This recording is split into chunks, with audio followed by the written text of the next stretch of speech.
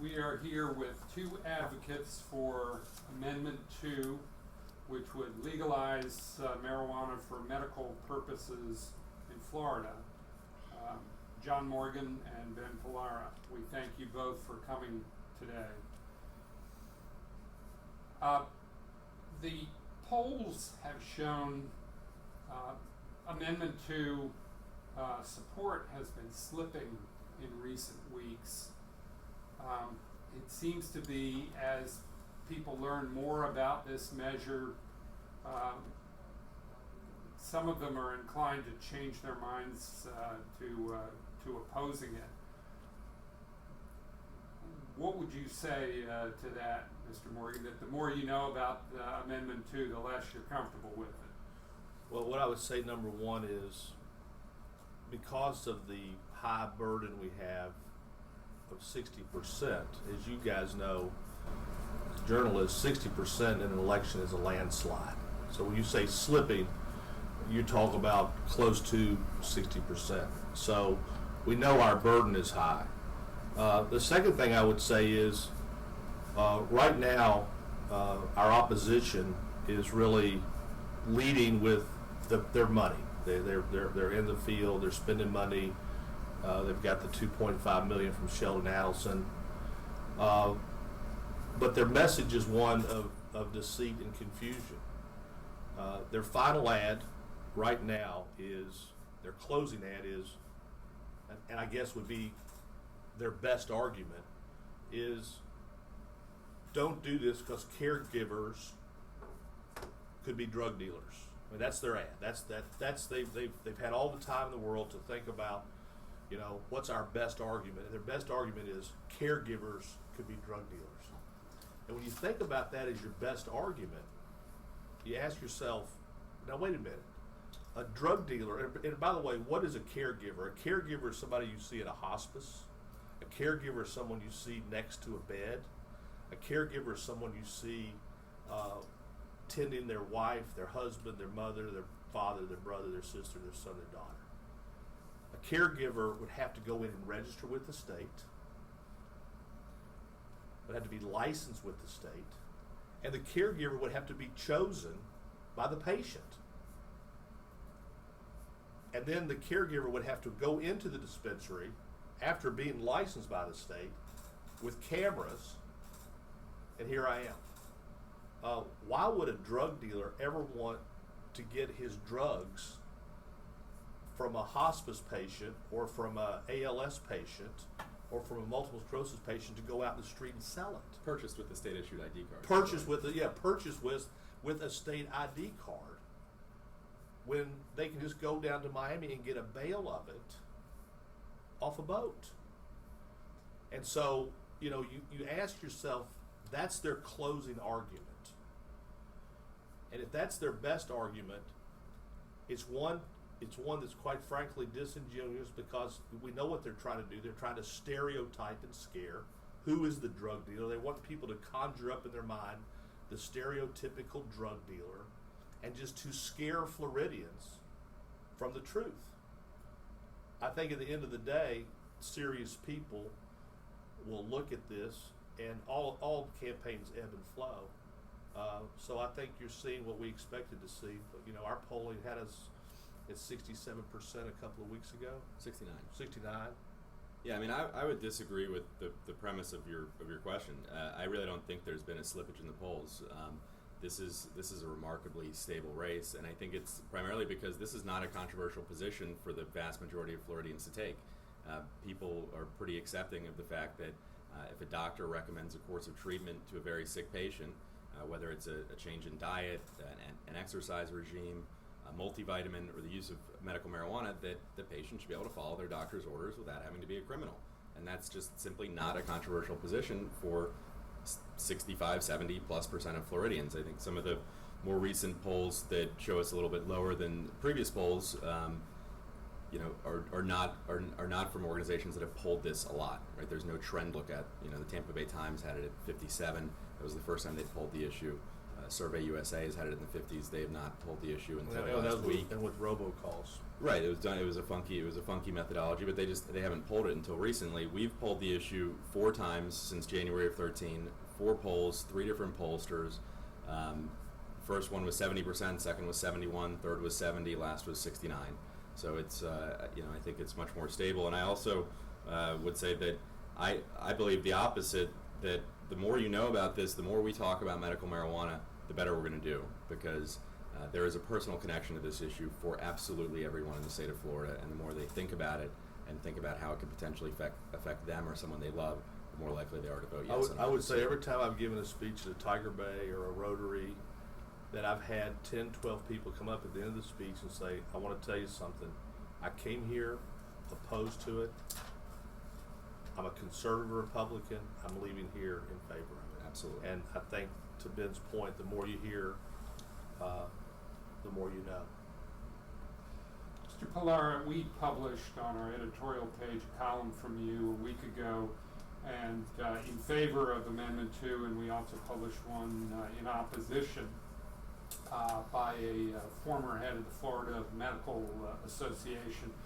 One of the points that she made was that Amendment 2 does not require marijuana to be prescribed by a doctor. Right. It calls for a recommendation, and it was her argument that a recommendation leaves out safeguards for patients. So I'm wondering how you respond to that. Well, I don't know how a recommendation would leave out safeguards that a prescription would have, but the reason that it is a recommendation, not a prescription, is because marijuana is a Schedule I drug in the eyes of the federal government, and John can tell you a little bit about why that is. But what that means is that, if a doctor wrote a prescription for a Schedule I drug on their DEA prescription pad, they would be at risk of losing their license. So that's why it is a recommendation and not a prescription. However, it's actually called a physician certification in the amendment, and it is considerably more detailed than what we think of as prescription. If I go into my doctor today and say, Doc, I got a bunch of travel coming up next week. I hate being on an airplane. It's me really anxious and nervous. He'll take his little prescription pad out and scrawl some stuff on a little pad and give me a prescription for Xanax, which highly addictive, easy potential for overdose and abuse.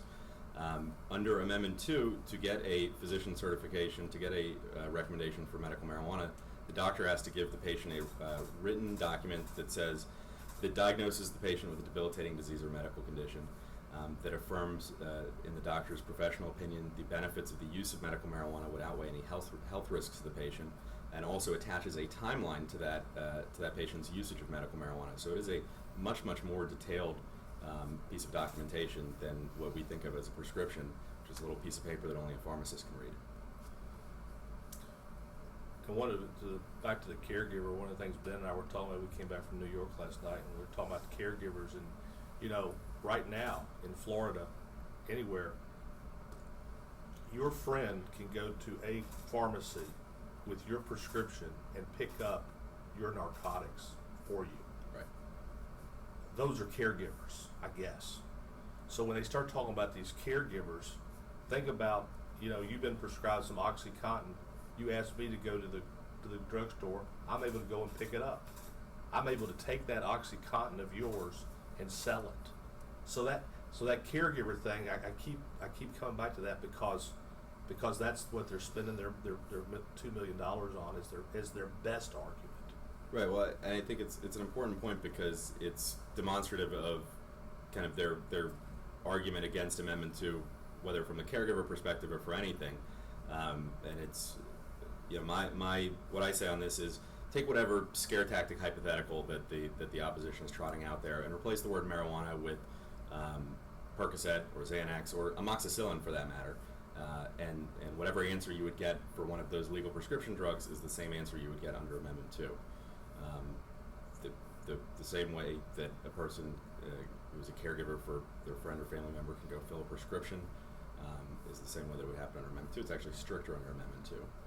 And just as a ancillary, one of the arguments that I've found back and forth is that there's no studies in America, and that until there's FDA approval In America is the key. Right. Until there's FDA approval, we can't really do this. Well, that argument is paradoxical, and here's why. In the 1940s, there was a movie called Reefer Madness. Reefer Madness stood for the proposition that a black guy was going to get high with a white woman and set off that they may date. Reefer Madness is the basis for our Schedule I drug laws in America. And then they said, well, and let's do something more. They called it cannabis up to that time. It was sold over the counter by Bristol and Meyer. That sounds too legitimate. Let's call it marijuana. Let's make it Mexican slang term. Mexican slang term. Our drug laws in America that makes marijuana a Schedule I drug are based on one or two guys' bigotry, hatred, and meanness. And so now it's a Schedule I drug. So our opponents come and say, until I see test, well, there can't be test because it's a Schedule I drug. Now, there are tests in Israel. The one thing I would ask the editorial board to do, if you haven't, is to watch Sanjay Gupta's two specials, Weed 1 and Weed 2, where he went out across the world and he looked what's going on for 50 years in Israel, and it's nothing short of miraculous. So when people start talking about the FDA approval, there cannot be because of the law of where we are in America. They say all you have is anecdotal evidence. Well, I have anecdotal evidence, and there's a lot of it, but there's also scientific evidence in Israel and in Canada and now in Colorado and places like that where it's legal. So we feel like we're kind of fighting this war with our left hand tied behind our backs, because how can we have tests when we've got these laws that prohibit the test? If it stays a Schedule I drug forever, then it can never be tested. Right. And what Schedule I means is that in the eyes of the federal government, marijuana has high potential for abuse and addiction and no medicinal benefit. But that runs counter to the fact that almost half of the states in our country have legalized medical marijuana, and people are seeing results every single day. And this preponderance of research out there that John's talking about, where this is something where the United States is hugely behind the eight ball.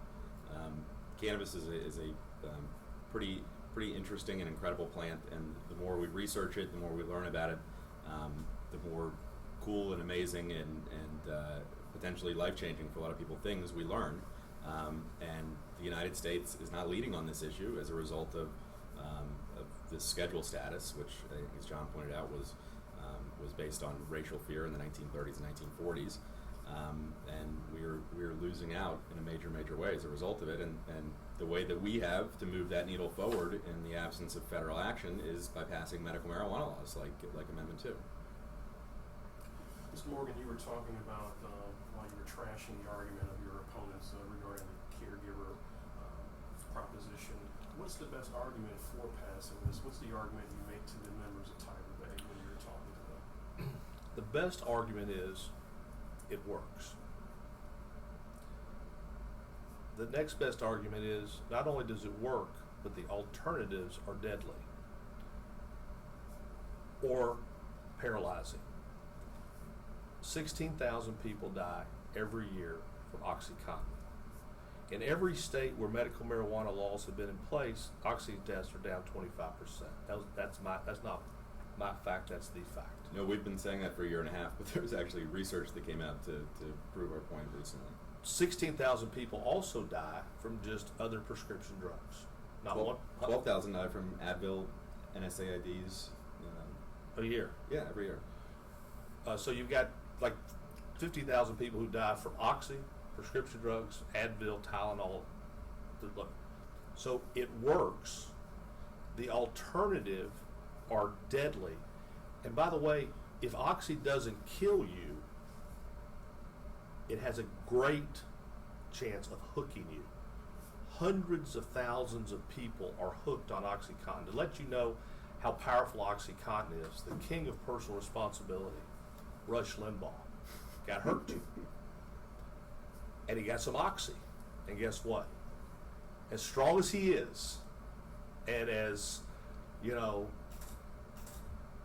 strong-willed and powerful as he is, it got him. And you know what he did? He started scripting for himself, and he started getting it any way he could, because the addictive nature of OxyContin is so powerful that even the powerful Rush Limbaugh found himself arrested, mugshotted, and he did what all rich people do. They hire Roy Black in Miami, and he got off. I don't say that to make him a bad person. That's just the power of Oxy. And the most important thing, the thing that we've heard is, But by the way, you know, Rush Limbaugh used medical marijuana to get off. Used marijuana to get off Oxy. That's another He's a proponent of medical marijuana. Yeah, that's another point. Because you know why? He walked through the fire of OxyContin. Right. And what I want to tell you all about OxyContin is, number one, the people who make it, Duke, they've got doctors on the dole out there coming to editorial boards and giving speeches, because this is $1 billion to them. But OxyContin hooks hundreds of thousands of people like Rush Limbaugh, who that's how powerful it is. It's more powerful than heroin as far as addiction, powerful than cigarettes. And those 100,000 that are hooked, millions of family members are destroyed. And so my best argument is, it works, it's safe, it's the lesser of all evils, whether it's Xanax. My brother Tim, at one point, his doctors had him on 7 Xanax a day. His pain is unbearable, it's excruciating, and the spasms, as older he's gotten, almost throw him out of the chair. If he took the Xanax, and by the way, he's worked with me for 20-something years, and a big part of my success is because of my brother's role inside the firm. If he took the Xanax, at one point in time, he was so out of it that he couldn't even. We started, we'd go there and say, "Tim, what's going on with you?" He's like, "Hey, I don't, I took a half a Xanax once when I went to Europe, one of his Xanax to sleep to get by. I couldn't wake up. The next morning I wake up in Venice. My wife said, I said, "What happened?" She says, "We couldn't wake you up." That was a half a Xanax. They had him on 7 to control his pain. Now, just to interrupt people who aren't familiar with the story of your brother, tell them why your brother got in the position of suffering from pain. My brother was a lifeguard at Walt Disney World, 18 years old, and they had a diving accident out there. He was doing a rescue for a little girl in the Polynesian Lagoon. He was a C6, C7 quadriplegic, and he's now 56 years old. It was and is, to this point in my life, the single worst day of my life. And he is and will always be my hero in this world. His suffering has been immeasurable. His courage has been remarkable. Just getting up and getting dressed is unbelievable for this guy. And if he didn't have this, he could not function. And he tried everything. He had Percocet, Darvocet, Xanax. It's a concoction of cocktails of drugs. This is nothing short of miraculous. Is it anecdotal? I guess so. But I've seen it for all these years, and he doesn't even do it in smoke form. He takes a piece of chocolate in the morning, and he takes a piece of chocolate at night. He's got a little girl who's 6 years old or 5 years old now, and he's able to function. This year's been a rough year for him, but that's how I got involved in it, because Ben Pollara knew through the grapevine of my brother and my feelings about medical marijuana. I wasn't looking to do this. He came to me. I didn't come to him, and so that's my passion for this. It's my brother's legacy, and it's so important to him because he thinks if this could happen, why he's still alive, why he's still here, and he's been very involved in this the whole way with us. Oh yeah, he fields all the crazy calls we get into Morgan and Morgan. He's gone out and done stuff for the campaign. He's been real sick this year. He's been bedridden for half the year with some serious problems, but that's, I tell people, I said, look, we get involved in things. You have a child born with cystic fibrosis, that becomes your charity. This summer, my my sister-in-law had breast cancer, so all of a sudden I guess I'll be walking, my big fat butt will be walking with pink t-shirts on for the rest of my life around Lake Eola because it touched me. And so that's why. Well, and I have a personal connection to this issue too, which I think is basically the other side of the coin of why John made the case of why voters should approve this. And mine is, I have members of my family, close friends of mine who have some of whom have lost their lives, most of whom have lost big chunks, years out of their lives as a result of addiction to opiates, to benzodiazepines like Xanax. They were almost all became addicted as a result of legal prescriptions, as a result of anxiety, depression, car accidents, and their lives were ravaged by the addiction that ensued from being prescribed legal drugs that people get every single day from their doctors. And so my position and the reason that I'm so in favor of this and have spent so much time on this campaign is that to the extent that we can give people anything other than opiates and benzodiazepines and these horrible, addictive, deadly narcotics, whether it's marijuana or anything, I think that's a good thing for Florida and a good thing for society. I wanted to ask Mr. Morgan, you talked about the opponents of this amendment leading with their money. How much have you invested in the campaign supporting the amendment? I think about $4 million at this point. And I will be honest with you all. When I started this, I certainly did not think it was going to be $4 million. I don't know if I would have done it if I thought, as Ben had told me, look, we're going to do this, it's going to be $4 million. I think I might have said, well, go find 3 other people and come back to me. But as I said last night, we were at in New York City at an event at George Soros's home, and they asked me to speak to the group, and I said, kind of what it was is Ben came to me. I thought I'd get the ball rolling. I took the trombone out and I said, I'll start the parade down Orange Avenue. And I started going down the parade thinking that people would file in behind me. And I got about down to Colonial and I looked over my left shoulder and there was nobody following me. So I thought there could be some clarinets and some tubas along the way, but I'll tell you what happened is I got out there and people started calling me. People started calling me and people started thanking me. And all of a sudden I'm like, then we thought we had Peter Lewis help us. We went up there with Peter Lewis. He's a guy that owned Progressive Insurance. Then he died 2 months later. He said if you meet these benchmarks, and then he died. And so the $4 million has not, I don't know that I would have done it had I known it in the beginning, but I'm glad I've done it now because, I know how many people can benefit. Right now next year, I'll show Ben next year, I think my wife's, and by the way, my wife is the most conservative person you will ever meet in your life. My wife has spent her life canceling out every vote I have ever made on election day. This is the only thing that we have ever been in agreement of. And if I was out here trying to legalize marijuana, which is another argument they make, this is really the de facto legalization of marijuana. If I was out here trying to do that, my wife would be spending her $4 million to stop me from doing that. This is a big difference. And when you hear that argument, this is de facto legalization of marijuana. So, but my wife feels good about it. I think next year, last year our charity was the Second Harvest Food Bank.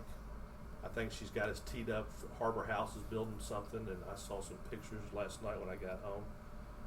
I look at this just like I look at Harbor House, and I look at this just like I look at Second Harvest Food Bank. I don't look at this as a political issue. I look at it as a medical issue and an issue of compassion. And for the limited monies that we have, the monies that I give to charities, whether it's public or privately, I believe that everybody has a human right to food, to water, to shelter, to clothing, to medicine. I believe all those things equal dignity. And I think that for many people who are going to benefit from medical marijuana, this is people who are fighting for their lives or ending their lives. People talk about the gateway drug. The gateway drug is morphine. And so I see this, people try to make this a political thing. It was never ever anything close to political when I started. And I think your question and John's answer makes another important point about this campaign. You know, our opponents like to say that this is either, you know, a de facto legalization or a stepping stone to legalization, or both in some cases, depending on who we're arguing against. But the point of the money that John has invested in this campaign, I think, makes that a considerably less salient argument. Prior to this campaign, 85% of every dollar spent on a medical marijuana campaign came from one of two people: Peter Lewis, may he rest in peace, and George Soros, who we saw last night. And these are two guys who had public stated aims and goals of legalizing marijuana. They're for medical marijuana, but their stated ultimate aim was to legalize marijuana. These guys have not funded the campaign. John has funded the campaign. 4,000 Floridians have funded the campaign.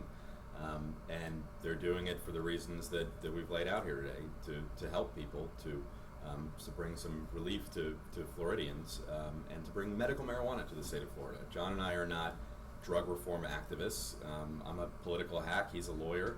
You know, we're both new to this issue. So to the extent that our opponents make that argument that this is a stepping stone or some stalking horse for, you know, broader drug policy reforms, I don't think that's an argument that has any legs, and the proof is in the pudding in terms of who John is and how we've funded this campaign so far. Well, the other reason why people might be inclined to listen to that argument is the fact they look at Colorado and they look at Washington State, both of which began with initiatives to legalize medical marijuana and have now moved on to recreational use of marijuana. Yeah, but then they should also look at Oregon and California, which had medical marijuana and failed to legalize marijuana, and they should also look at Massachusetts, which decriminalized marijuana and then passed a medical marijuana law. So there are 23 states plus DC that have medical marijuana laws. There are 2 states that have adult use legalization. You know, two others tried and failed, and one other basically legalized marijuana prior to medical marijuana. So it's there is no history. There is no, you know, A plus B equals C to suggest that is actually the case, and it is certainly not our intention in this campaign. And for that to happen in Florida, there had to be a constitutional amendment to do it, or the Florida legislature. You know what the best evidence for this is? Is a confession that was made during this whole deal by Senator Don Gates. Caregiver Don Gates. Caregiver Don Gates, excuse me. President of Florida Senate, fairly conservative guy, I think you guys would say. In 1985, his best friend and his Methodist minister was dying. Don Gates knows something about dying, and he knows something about caregiving, because he made his fortune owning hospices. He knows what worked and what didn't work at the hospice. And none of the narcotics worked. And it wasn't time for the morphine. So you know what Senator Gates did? He went out, he broke the law. He bought some medical marijuana, and he gave it to his friend for the rest of his life. And he broke the law, and he gave it to his friend because he loved his friend. As his caregiver and friend, he loved his friend. I commend Senator Gates for telling that story, because I think it was his way of, in a subtle way, saying to guys like you, it's okay. Well, critics will argue that if medical marijuana is a legitimate medicine, why won't it be available in conventional sources such as a doctor's office or a pharmacy? Because for the same reasons that we talked about a few minutes ago with the Schedule I status, right? Until America moves this, you know, the other day I was debating Senator Herodopoulos' wife, And I asked her, as a doctor, would you prescribe this for a patient? And she slipped up. Where were we when that was at the Sun Sentinel? You can look at the tape, and she goes, "Yes, I would, if it was scheduled to. If it was scheduled to." And she also said it should be scheduled to. And she also said it should be scheduled to. This, and she didn't like what I said. I think I might have got you there, Stephanie. But it's a very qualified yes, though. It was a very qualified. To her credit, it's on tape. You can watch it. But she said she would, if it was scheduled to. And so again, it's back to the paradox that I talk about, the dog chasing the tail, that it can never be in a pharmacy and it can never be in a doctor's office. And one of the things, by the way, that in the enactment that we propose is that because the enactment will be almost as important, you all see with Charlotte's Web how bastardized that process has been. They say, look, only 5 growers can grow it. You've had to grow it for 30 years. Forget the fact that you've been growing ferns and philodendrons for 30 years. Forget the fact that you know nothing about medical marijuana. Forget the fact that the free enterprise and capitalism and all that our friends in Tallahassee talk about, we're just going to give it to 5 people. And now lawsuits are coming from that. The enactment of this is going to be probably more important than the passage itself.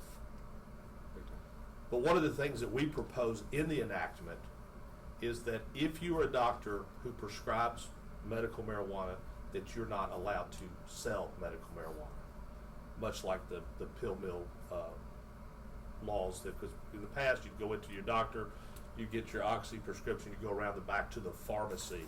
Right. And one of Ben's and my proposals is in the enactment of this to cut down on abuse, kind of a Stark Amendment type situation where if you prescribe it, you can't sell it. And by the way, I think that's something we'll certainly propose and advocate for, but it's an additional safeguard to the prevention of a pill mill scenario. I think it just purely on the relatively simple text of the amendment, the state is pretty well insulated from the possibility of another pill mill type situation because of and by the way, the State Department of Public Health and the Office of Economic Development and Research said as much in their analysis of Amendment 2 prior to us becoming Amendment 2 before we went to the Supreme Court in the Financial Impact Estimating Conference. But there is a multi-step process for becoming a qualified medical marijuana patient under Amendment 2. You have to go to your licensed Florida physician. The doctor has to conduct a full physical review of your medical records, diagnose you with a debilitating disease or medical condition, affirm that diagnosis in writing alongside the affirmation that in his or her professional opinion, the benefits of the patient's use of marijuana would outweigh the health risks, attach a timeline to that, provide the patient with this physician certification document that spells out all those things, and then upon receipt of the physician certification, the patient then has to send that document to the Department of Health and wait for the department to issue them a state identification card. So it's a multi-step process that, depending on how it's implemented, could take a few days, could take a few weeks. And one of the big reasons that pill mills became such a scourge here was because of what John described, where you walk into the doctor's office, say, "Doc, I got back pain." He hands you a prescription. You walk out of the door, and you just happen to walk into a pharmacy that same doctor owns, and you fill your prescription right there, and you walk out with a big bottle of pills. That simply cannot happen under Amendment 2, with or without the additional restrictive proposals that John just discussed. Another point that was made in the counterpoint column to your column last week was that the columnist said that lawyers arguing in favor of Amendment 2 had said or had admitted that it could be recommended for sleeping problems. Are there any true limits or exclusions, objective limits or exclusions on the health problems that would qualify for someone to have marijuana recommended for them? Well, so first of all, I think your columnist was referring to some statements that our attorney John Mills made during the course of the Supreme Court oral arguments, where he said something along the lines of sleeping problems, back pain, anxiety, and first of all, he was describing all those symptoms together, not individually, and second of all, what he was describing was the symptoms of what he was recently going through in cancer treatments, for which he was prescribed oxycodone pills, which again are opiates, addictive narcotics. But no, this is an issue that has been, settled. The Florida Supreme Court concluded that the word debilitating does in fact mean debilitating, and Amendment 2 as written, as we intended it, is only for debilitating diseases and medical conditions. I'm going to just read you a brief snippet from the court opinion, which would be the controlling document for the implementation of Amendment 2. This is from the Supreme Court and their decision, rather than allow the open-ended broad use of marijuana, these multiple restrictions in the text of the amendment itself reflect a constitutional scheme that is meant to be limited in scope regarding the medical use of marijuana to treat, quote, debilitating medical conditions, period. And in our amendment, we lay out the roadmap for what we consider debilitating. We lay it out fairly clearly. Cancer, HIV. Right. It goes on, and then but we don't know what diseases are coming and what aren't. I mean, if we just limited this to a finite number of diseases, what happens? There's what happens when there's something that I missed? And so at the crux of this, the question we have to ask ourselves is, and I think everybody in this room, if I had to ask everybody, what does debilitating mean? We all pretty much have a good idea of it. Right. But whether you're a doctor or not, do we trust our doctors, or do we not trust our doctors? That becomes a real issue here to counter some of their points. Look, there's going to be crooked lawyers, and there's going to be crooked cops, and there's going to be crooked doctors. And there cannot be all good apples. There's going to be a rotten apple from time to time. But by and large, and I'm in the doctor scrutiny business, doctors are good. Drug makers are not good. I'm also in the business. A lot of the money that I've had to fund this has come from my prosecution of drug makers and unsafe drugs. And I was going to tell you all, it is New York Times article yesterday. The first 5 months of 2003, drug makers gave doctors and hospitals $3.5 billion in money to do their bidding. Lunches, honorariums, $3.5 billion in 5 months. Drug makers are crooked, tests are rigged, FDA approval is a disgrace. And I've lived this life from Fen through Vioxx to today, low T and everything else. And I'm going to tell you, as a person who has spent my career examining these pharmaceutical companies, they're awful. They're as bad as tobacco companies. And as bad as they are, doctors are as good.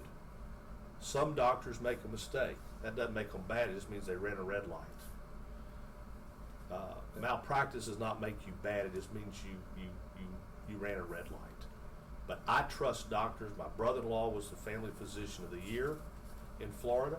He supports this. My brothers are dentists. They support this. And so to my opponents, I say, if you don't trust doctors, then you may have a problem with this. Well, and I also think, to the original question, in the process of drafting a constitutional amendment, you have a million little decision points along the way. Every word is very deliberately chosen and debated over prior to being chosen. And one of the decision points was, do we put a closed list of diseases in, or do we do what we did and leave it ultimately up to the doctors to determine what a debilitating disease was? And it was, is it me, the political consultant, that should make up this list? Is it our $1,100 an hour lawyer? Is it bureaucrats in the Department of Health? Is it politicians in the state legislature? Or is it the doctor in the course of the doctor-patient relationship? And once we asked ourselves those questions, it was a pretty simple answer. Of course, it's the doctor who should make the decision. And also, whenever there's criticism about the language, also remember why we're here.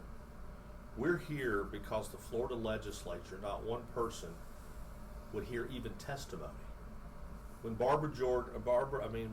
Kathy Jordan went to Tallahassee, she was left out in the waiting room. She couldn't even get a hearing. They wouldn't even let her in to tell her story. Forget a vote. Forget a vote. For years. They're set up there. I would ask your readers to, if they're watching, to get out a notepad and write down one thing that the Florida legislature has done for your family in 10 years that you can put down on a piece of paper. We couldn't even get a hearing, much less a vote.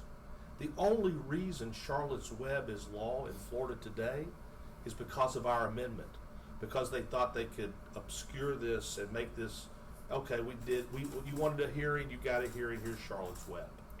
And even in as small as Charlotte's Web is, it's been worth my while, because these children who are locked in epileptic, catatonic states, when you watch this, I don't know if either one of you guys have watched Weed or not, you'll be crying at the end of it when you see this little girl all of a sudden up on a tricycle after getting this oil. But we're here with a constitutional amendment because Tallahassee's broken, because they're more interested in the next election than their next door neighbor. With the special interest. With the special interests who are spending $3.5 billion on doctors and hospitals. What are they spending on politicians? And so the powerless and the voiceless get left out, and Kathy Jordan wastes away with ALS outside a hearing room in Tallahassee and say, go home. We don't even want to hear your story. And the legislature spent hours and hours and hours this past session debating whether or not to allow larger containers of beer. That was one of the more contentious issues, the growlers issue. Yeah. This is the stuff that our legislature does. So this is what they consider leadership, and this is why we're on the ballot. So would it be more perfect? Would it be more perfect if you could have leaders that would have testimony and crafted testicles? Crafted, sure. A constitutional amendment is something that's done because our government and our governing body has failed us. And the great thing about democracy is that at the end, the people are going to have a chance to say, look, if you won't do it for us, we're going to do it for ourselves. And more importantly, we're going to do it for each other. So, Mr. Morgan, am I hearing correctly that in a perfect world you wouldn't have approached this with a constitutional amendment, that our legislators would have taken this issue up and crafted legislation to address the problem? I probably wouldn't have. So are you concerned that... In a perfect world, our legislative leaders would have led. Yes. So are you concerned with the prospect that there may be some unintended consequences to this amendment, that because it's enshrined in our Constitution, it wouldn't be able to be readily addressed? No, because you got to understand, first of all, you got to understand, if you trust doctors, you shouldn't be. And then when I look at the alternatives, the more I'm around this, the more I have no problem with it, because the alternatives are poisonous narcotics that kill, hook, and destroy hundreds of thousands of lives. When we did our single subject, the state office came back and said 300,000 to 400,000 really sick people will benefit day one. Day one. And so when I look at it, and there's never been one death from marijuana. So I'm not worried about it at all. I'm just telling you how we got here.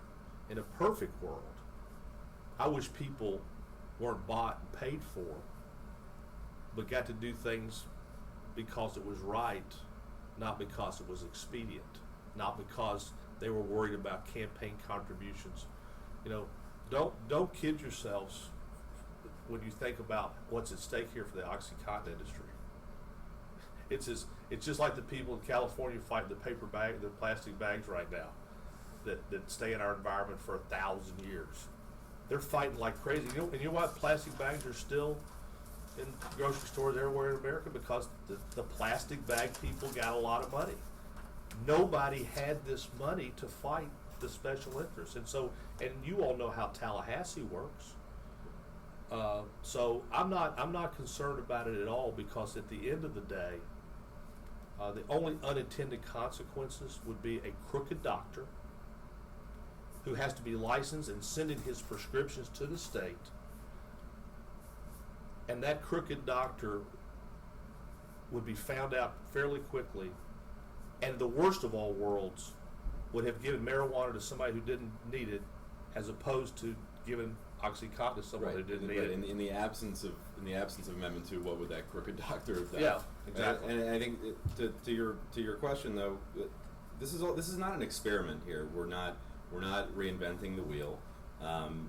This is something that's been done in 23 other states plus DC. At the time that we drafted the amendment, I think the number was either 21 or 22 states. And so we were able to look at all of those laws and how they worked and how they have not worked, and use that experience to craft Amendment 2. And so I don't think we're going to look back at this and say, oh, we shouldn't have done that, because we have enough experience to say that already. But here's just to let you know how the argument would go. If we go out to Tallahassee, this is what Herodopoulos said. She married to a Senate president. She goes, I would be okay with this if we had some testing, and then we could know it from scientific. So you go back to Tallahassee, they'd say, well, where are the tests? There are no tests. Why are there no tests? It's a Schedule I drug. There can be no test. And for infinity, we would chase our tail. Because the people who are pumped, that want to keep the drugs going, are the people who are going to be scaring us again with Schedule I. And I hate to keep reaching back to reefer madness, but reefer madness is madness still running amok in 2014, because that is the motor that keeps the dog chasing its tail. Well, and by the way, you see that in the passage of SB 1030, the Charlotte's Web bill. The statute required that the University of Florida do all this testing and research along with SB 1030, and I guess UF was not consulted when this was put into the law, but UF basically raised their hand and said, what are you talking about, guys? We get huge grants from the federal government every year. A big part of our budget depends on it. We're not touching this thing with a 10-foot pole. It's Schedule 1. Yeah.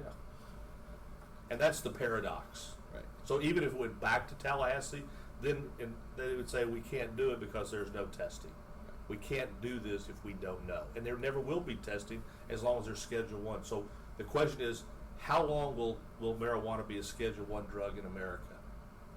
That's the only time that a legislature is going to be able to have a meaningful discussion and a vote.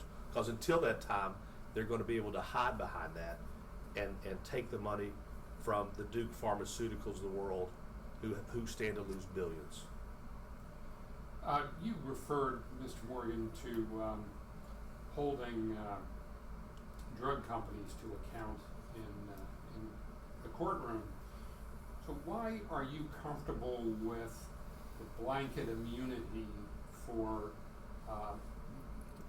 people involved in the supply chain? It's really not a blanket, but go ahead. Yeah, and I think it's almost better for Ben because everybody. It's been very funny that I've been criticized for giving anybody immunity. If I'd done the opposite, they said, "My God, he's creating this new business for himself to sue doctors." But so it's. I mean, I can't believe that all of a sudden I've been criticized for daring to issue immunity to somebody, but it's not as immune as you think. Yeah, well, I mean, this is one of the more specious arguments from the opponents on this amendment, and it's one that, again, the Supreme Court addressed very directly. I'll just read from the ruling because it speaks for itself.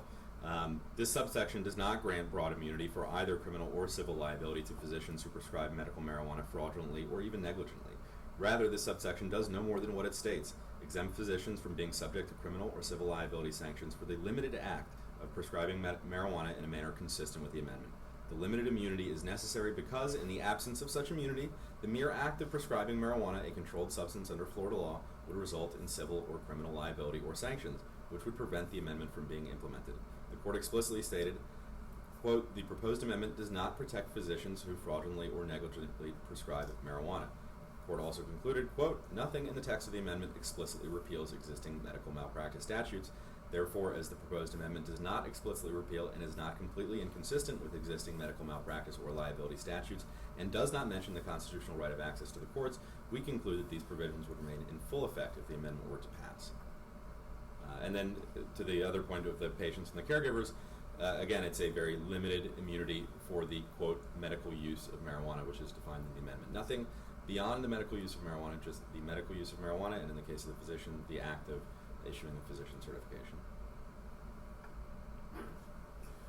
3 justices who opposed putting Amendment 2 on the ballot said that it was confusing and deceptive. Should Florida voters ignore their opinions? The thing about the Supreme Court is the law of the land, and this is a decision that's been passed by the Supreme Court. If you don't think doctors understand what the word debilitating means, then God help us all.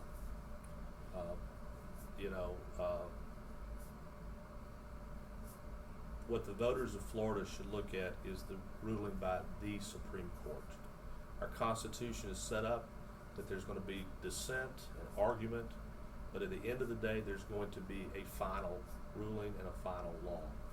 And our Supreme Court has ruled, and what the people of Florida should do is to know that there was vigorous debate, strong arguments, but at the end of the day, this is the ruling. Right, and the ruling is zero sum. It doesn't make a difference whether it is 4-3 or 5-2 or 6-1 or 7-0. A majority opinion is a majority opinion. Period. One of the other arguments against this amendment is that And by the way, find a law without a dissent or two. I mean, if we started worrying about dissents, then we'd almost ignore every law that's ever been written on either side. Right. That was like when the years of the Bush administration, where the Congress would pass a law and he would write a signing statement trying to negate the law. It's not the way the world works. Yeah. One of the arguments against the amendment is that creating a legal supply chain for marijuana will inevitably make marijuana more accessible to young people whose developing brains could be damaged by exposure by smoking marijuana. Listen, if you want to go, I think the opposite is true. Yeah. Well, first of all, I'll let you speak to that. But the first thing I would tell you this: all you need to do is go down to Lake Highland, Bishop Moore, or Trinity Prep if you want marijuana. You can get it today. Right. It's accessible. If we want to pretend like it's not, we can pretend like it's not. You can move into a town and within 24 hours have your supplier. It's accessible, but Ben has a good point of why it actually does just the opposite. Well, I think for the reasons you just said, right? If something is illegal, you have no incentive not to sell your illegal product to minors, right? If you were a legal businessman, you have a series of checks and balances and rules and regulations and regulators knocking on your door. You're going to be damn sure you're not selling your product to people who shouldn't be able to have it. You'd lose your license. Right. Ask any high school kid right now whether it is easier for them to purchase a bag of marijuana or a 12-pack of beer, and I guarantee you they will tell you the marijuana. Because why? Marijuana is illegal, and drug dealers have no disincentive to sell an illegal product to kids because all their customers are illegal. The guy who runs the 7-Eleven has a huge disincentive to sell his legal alcoholic product to children. Because he loses liquor license. Loses livelihood, right? I had a Shell gas. I used to own a bunch of Shell gasoline stations in town. And one time, one of our guys sold beer to a minor. I mean, we were like on the ropes for 30 days whether we were going to sell beer or not. And it was like paralyzing because it in a C-store, if you don't have beer and cigarettes, you don't make any money on gas. Right. You don't sell make any money so that you can you sell you sell the gas, so you don't make any money on milk. You make money on beer and cigarettes. And when this guy sold to a minor, I mean, we were like, it was earth shattering. So, they always want to talk about the children because they know what matters most to us, our children. They'll say, well, children can get this. A doctor can prescribe it without a parent's notification. You go, what child has ever got on their bicycle and driven to the doctor's office for anything? they say, well, the children get their hands on it. The same argument they make about children getting their hands on it is the same argument that people who want to regulate guns say, well, that we can't have guns because children can get their hands on it. Right. If they get their hands on it, it's the parents' fault. If they get their hands on it, and if they, and I'll just tell you this, open any medicine cabinet in most neighborhoods, and you will find something way more dangerous than medical marijuana. And by the way, the way more dangerous thing is Advil, which, again, NSAIDs, non-steroidal anti-inflammatory drugs over the counter, kill 12,000 Americans a year. So, Well, we're approaching the end of our time, but I wanted to give you an opportunity if there were any point that we didn't elicit through one of our questions that you wanted to make before we conclude. I would just conclude by saying that the time has come. It's not even close. I mean, when I think about it, it's not even close. Disease and catastrophic injuries do not discriminate. They do not pick Republicans or independents or Democrats. I call them, in my world, thunder strikes. You wake up and everything's fine, and before the day is over, your life is turned upside down. It's real easy to vote no if you've never had a thunder strike. But until you've been in that hospice, until you've had a brother who's paralyzed and who the other night was at ORMC screaming to the top of his lungs in pain, and we said, Tim, why didn't you take the marijuana? He said, it hit me while I was sleeping. I usually can feel it coming on. Until you got that call at 2:30 in the morning and your brother says to you, I think I'm dying. And by the way, most of us will have that thunder strike. If we haven't had it already, if you haven't had that moment already, that tragedy, that life-altering moment, that phone call that I got from my dad, I got news for everybody. It's coming. Most of us don't all die and all live and all die quietly in our sleep. There's usually a thunder strike. And I would just say to everybody out there, what if it was you? What would you do then? And I'll tell you what you do. You do what Don Gates did. You break the law, because as a compassionate caregiver, the great thing about all humans is we love each other. I tell people all the time that you can read the Torah or the Bible or whatever. The story is still the same one. It's 4 words: love God, love people. And this whole act is an act of compassion for people. We'd like to thank you both for coming in today. Thank you for Thank having you us. for having us. I hope you will tell your readers to vote yes to Amendment 2. Yes, please. Can we,